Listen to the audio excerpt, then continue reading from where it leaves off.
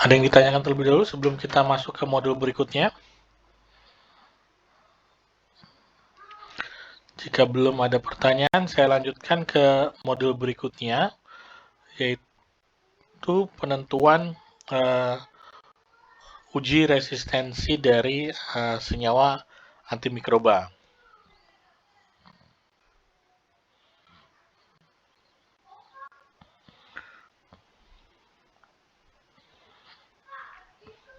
Nah, tujuannya dari praktikum pada modul kali ini adalah teman-teman bisa menggunakan metode difusi atau cakram seperti yang sudah diajarkan di modul sebelumnya, dan teman-teman bisa tahu potensi dari antimikroba ini seperti apa. Apakah dia bisa digunakan sebagai antimikroba ataukah malah sebenarnya senyawa bahan alam atau senyawa antimikroba yang kita ingin teliti sudah punya daya tahan si mikroorganismenya atau sudah punya kemampuan resistensi terhadap senyawa kita. Sama seperti yang sudah teman-teman dapatkan di perkuliahan teorinya, bahwa proses resistensi itu kita bisa bedakan menjadi 3, yaitu ada resistensi yang bersifat alamiah, ada resistensi yang bersifat kromosomal, dan ada resistensi yang bersifat ekstra kromosomal. Resistensi itu sendiri merupakan suatu sifat ketahanan dari suatu mikroorganisme terhadap kondisi ataupun senyawa tertentu yang dipaparkan pada mikroorganisme tersebut. Jadi resisten itu bukan cuma dari sisi senyawanya, tapi juga dari kondisi lingkungannya. Seperti itu. Dalam konteks resisten yang kita pelajari di sini adalah konteks di senyawanya. Nah, resisten itu kebalikan dari sensitif. Jadi kalau resisten itu dia kebal atau tahan, kalau sensitif itu artinya dia rapuh atau mudah untuk dihambat atau mudah untuk dibunuh oleh senyawa tersebut. Nah, kembali ke tipe resistensi, seperti yang teman-teman sudah diajarkan juga bahwa resistensi alamiah ini artinya resistensi yang terjadi memang secara alamiahnya. Contohnya, kita tidak mungkin menggunakan antibakteri untuk menghambat pertumbuhan jamur. Jadi kalau misalkan kita menggunakan chloramphenicol untuk menghambat jamur, itu tidak akan berhasil. Kenapa? Karena secara alamiahnya memang si antibiotik atau antimikroba itu bukan tidak memiliki cakupan untuk si golongan jamur tersebut. Makanya ini korelasinya nanti ke spektrum dari antibiotiknya. Nah, kalau resistensi kromosomal, mungkin yang teman-teman sudah disampaikan juga oleh Bapak Ibu dosennya, bahwa resistensi ini terjadi bila mana terjadinya perubahan atau mutasi genetik pada DNA atau materi genetik inti dari si sel tersebut. Teman-teman mungkin masih ingat saat semester lalu belajar biologi sel molekuler, ada yang namanya materi genetik yang bersifat kromosomal, artinya dia kita bisa temukan di sel inti, atau kalau di bakteri itu adalah yang berbentuk sirkular dan panjang, biasanya berada di melayang-layang di sitoplasma. Nah, itulah DNA kromosomalnya. Kalau resistensi ekstra kromosomal ini adalah resistensi yang disebabkan oleh DNA plasmid. Nah, plasmid mungkin teman-teman juga masih ingat saat kita belajar biologi sel molekuler di semester lalu, plasmid adalah DNA untai pendek yang ada di luar dari DNA kromosomalnya. Makanya kalau teman-teman ingat saat materi cloning di biologi sel molekuler, salah satu cara screening transformannya kita bisa menggunakan antibiotik, karena di dalam sel kompeten kita ada atau di dalam plasmid atau vektor cloning kita sudah ada gen resistensinya. Seperti itu. Dan biasanya kalau kromosomal itu terjadi karena ada perubahan uh, atau mutasi pada DNA-nya. Kalau ekstra kromosomal bisa perpindahan plasmid. Nah, perpindahan plasmid atau perpindahan materi genetik ini bisa dijembatani oleh uh, uh, tiga tahapan, yaitu bisa transformasi, transduksi, atau konjugasi. Seperti itu. Nah, ini ada beberapa uh, target antibiotik serta mekanisme resistensinya. Di sini ada ilustrasi bagannya. Nah, nanti yang akan dikerjakan untuk uji resistensi ini sebenarnya sama seperti yang tadi dikerjakan di KHM. Jadi kita akan melakukan dilusi ataupun difusi. Dilusi yang dilanjutkan oleh dengan difusi nanti karena biasanya kita lebih menggunakan difusi agar atau metode Kirby-Bauer dengan kertas cakram. Di sini nanti tadi juga di video terakhir juga sudah dijelaskan nanti untuk penilaiannya kita bisa kategorikan apakah dia dikategorikan sebagai sensitif, intermediate, atau resisten. Sensitif, intermediate, atau resisten itu berdasarkan zona hambat atau zona bening yang ditimbulkan. Kalau dia sensitif, itu artinya zona hambat atau zona beningnya itu sangat besar. Contohnya di gambar yang paling gambar sebelah kanan, paling pojok kanan bawah itu yang antibiotik C. Antibiotik C itu dia sensitif karena zona hambatnya besar. Lalu intermediate itu antibiotik B karena zona hambatnya dia uh,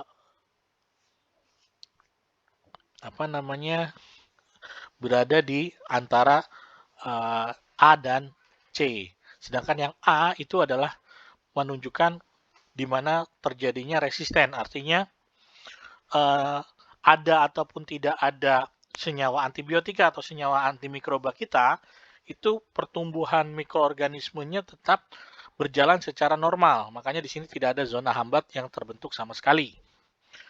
Nanti ukurannya tergantung dari standar yang kita gunakan. Nah, contohnya ini interpretasi berdasarkan tabel CLSI 2014, di mana untuk antibiotik, contohnya antibiotik gentamisin, dia dikategorikan sensitif itu bila mana diameter zona hambatnya, jadi ujung ke ujung zona hambat itu jaraknya lebih besar atau sama dengan 15 mm. Tapi kalau dia di bawah itu, maka dia dikategorikan sebagai intermediate. Kalau mana atau bila mana diameter yang zona hambat yang dihasilkan berkisar antara 13 sampai 14 mm dan dia dikategorikan resisten itu bila mana zona hambat atau zona bening yang terbentuk itu sebesar 12 mm atau kurang dari 12 mm.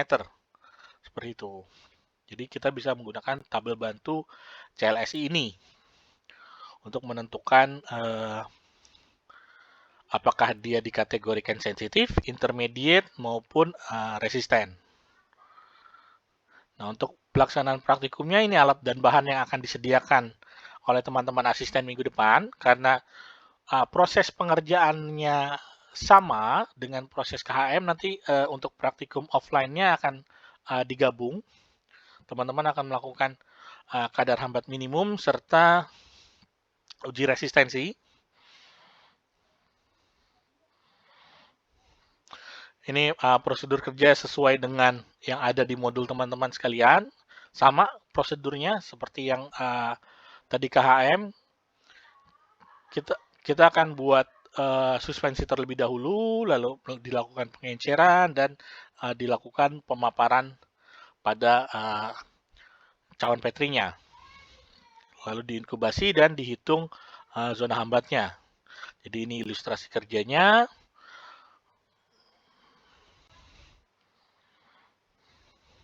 Nah, untuk pengukuran zona hambatnya, itu kita bisa menggunakan penggaris ataupun jangka sorong, teman-teman. Jadi teman-teman bisa menggunakan alat ukur yang teman-teman miliki atau yang ada di laboratorium. Jadi bisa menggunakan penggaris atau jangka sorong. Dan yang mohon diingat, yang diukur adalah ujung zona hambat ke ujung zona hambat di sisi sebelahnya. Jadi bukan dari bukan dari ujung kertas cakram ke zona hambatnya. Jadi bukan jari-jarinya, tapi diameternya. Karena biasanya saat kita membuat kertas cakram itu udah standar ukurannya. Nah, ini ada beberapa video. Pertama, bagaimana cara menggunakan jangka sorong untuk membantu perhitungan. Bila mana teman-teman nanti di laboratorium melakukan perhitungan diameter zona hambatnya dengan menggunakan jangka sorong, bukan dengan penggaris. Kita simak bersama-sama seperti apa prosesnya.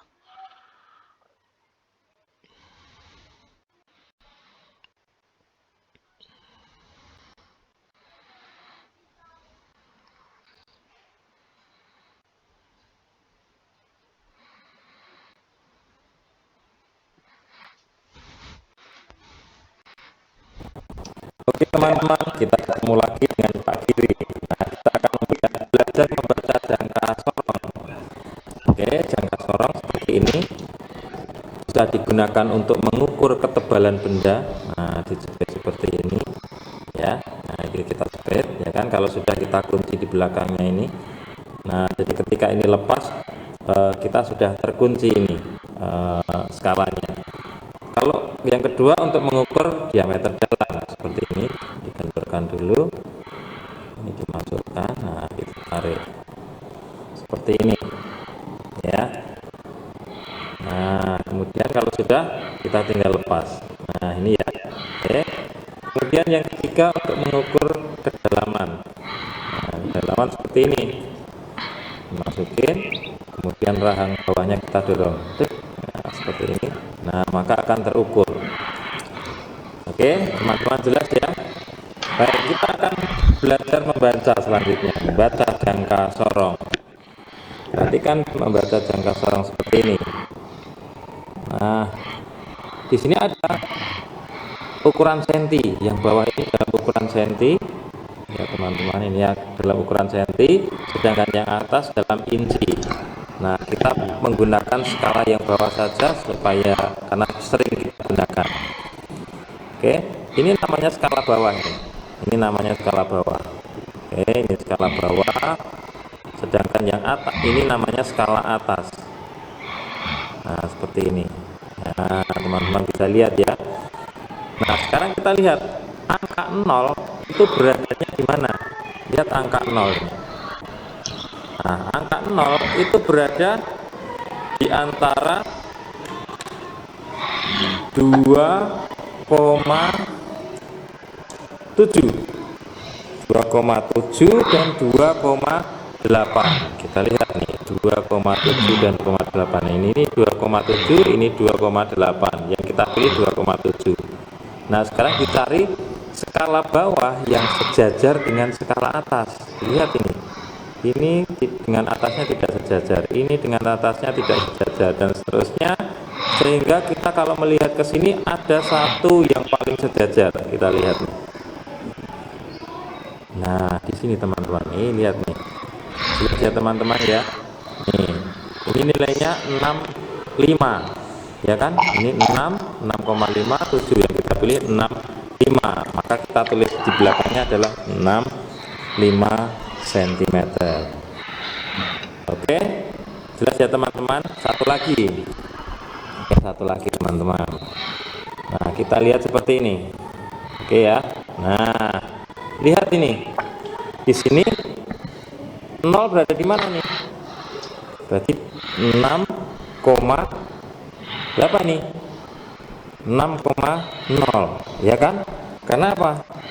dia berada di sini nih, di antara 6,1 sama 6,0. Jadi kita pilihnya 6,0. Kemudian kita cari garis yang sejajar. Mana yang paling sejajar?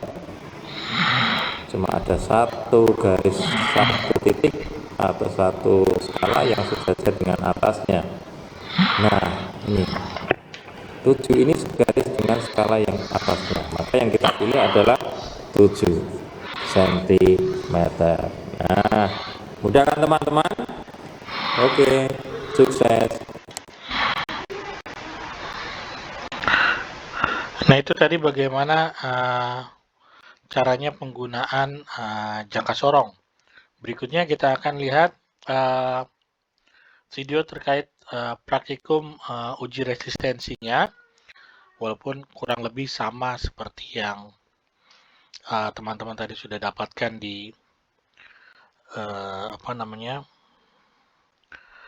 di modul sebelumnya, tapi tidak apa-apa. Kita coba lihat videonya. Kita akan melakukan praktikum uji resistensi bakteri.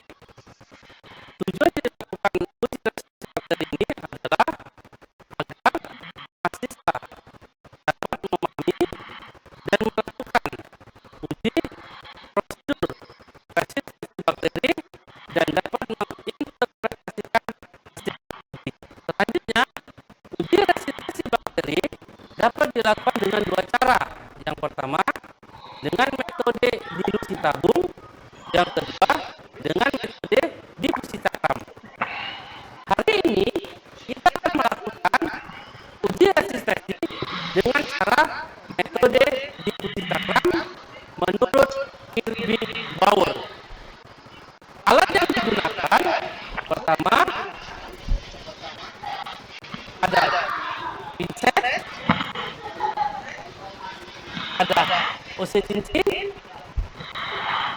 kemudian ada NSL, nanti kita campur dengan suspensi bakteri, kemudian ada kepidol, kemudian ada rak, kemudian ada bunsen, kemudian ada korek api, kemudian ada bakteri yang kita pada media NH. Ini bakterinya adalah Staphylococcus epidermidis. Kemudian MH, Pulenton, kemudian Apaspidi, kemudian antibiotik. Selanjutnya, cara kerjanya adalah sebagai berikut. Pertama, kita hidupkan bunsen. Kemudian ini ada NaCl dan tabung. Kita akan buat suspensi. Caranya membuat suspensi, ambil satu koloni bakteri, kemudian masukkan ke dalam NaCl.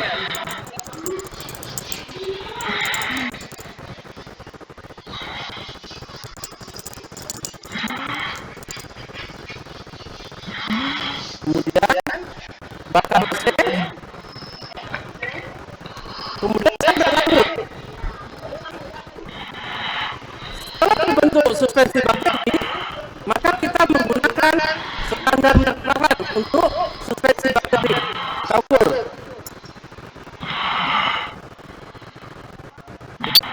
Jika sama dengan standar McLaren 0,5, maka selanjutnya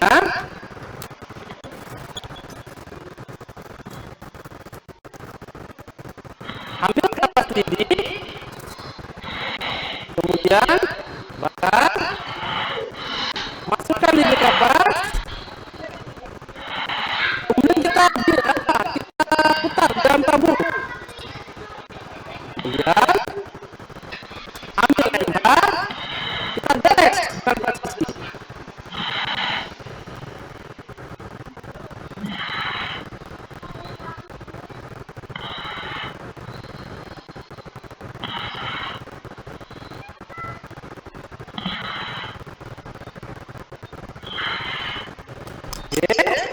Kemudian bakar, selanjutnya buang ke tempat pembuang sampah. Kemudian setelah kita taruh ke meja MH, kita diamkan dulu selama 10 sampai 15 menit supaya suspensi bakterinya dapat melekat dalam MH. Tunggu. Setelah 10 sampai 15 menit, maka kita lakukan uji resistensi dengan menggunakan antibiotik. Pertama dengan antibiotik meropenem.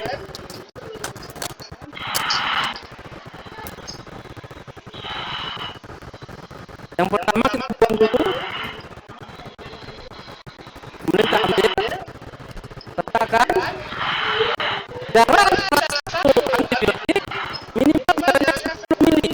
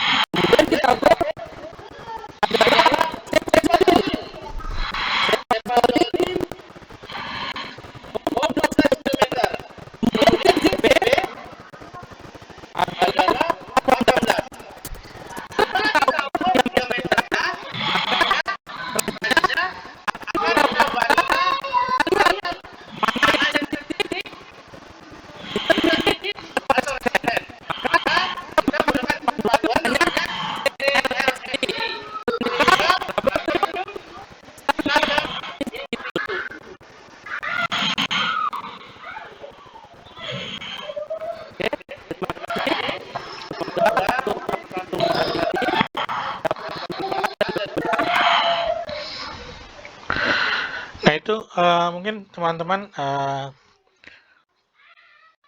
apa yang bisa saya sampaikan pada hari ini.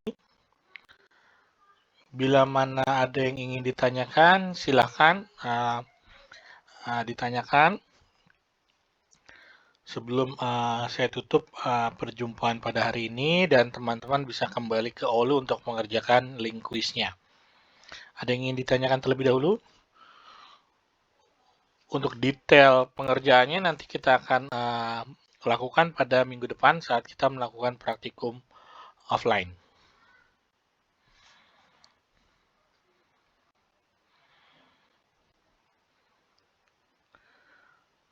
Baik, jika memang tidak ada yang ingin ditanyakan, mungkin itu saja yang bisa saya berikan. Terima kasih atas kehadiran teman-teman di tatap muka pada pagi hari ini. Semoga ilmunya bermanfaat. Sekian dari saya. Wabillahi taufiq wal hidayah. Wassalamualaikum warahmatullahi wabarakatuh.